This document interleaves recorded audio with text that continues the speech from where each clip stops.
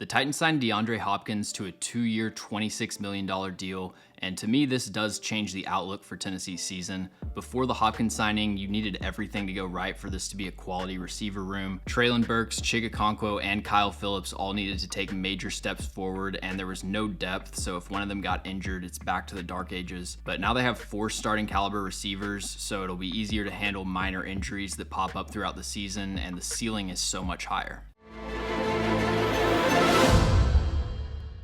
Before we get into the video, make sure to like and subscribe. Also follow us on all of our social medias. You can find the links to those in the description below. So DeAndre Hopkins, I think, is about 75% of what he was in his prime. So I'd probably say a high-end number 2 receiver. I saw today they gave him a 93 in Madden, which is definitely a legacy rating. I don't think he's a top 10 receiver at this point in his career. But I agree with Mike Herndon that Hopkins will most likely age better than someone like Julio Jones. What made Julio an elite receiver was his generational combination of size and athleticism.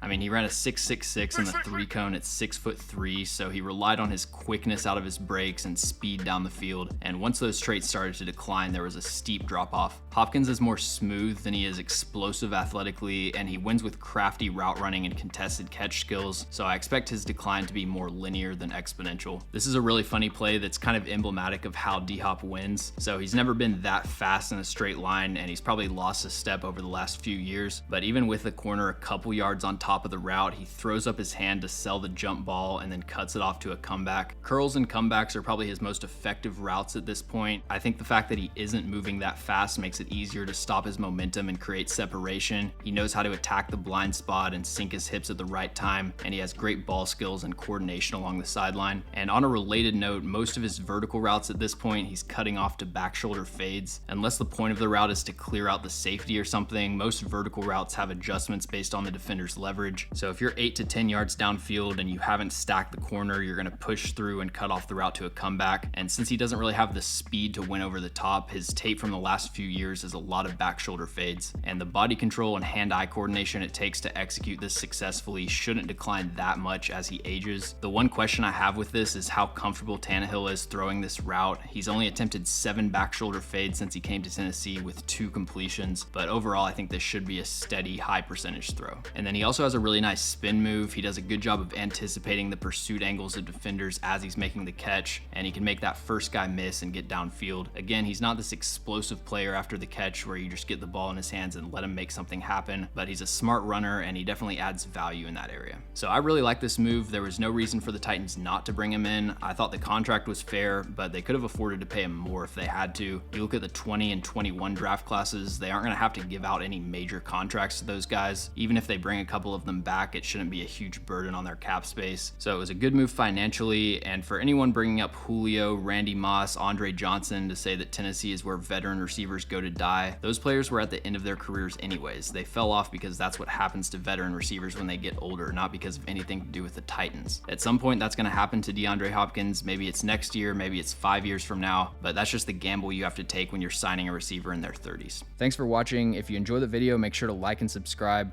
Also, let me know in the comments any NFL players or teams that you'd like me to cover.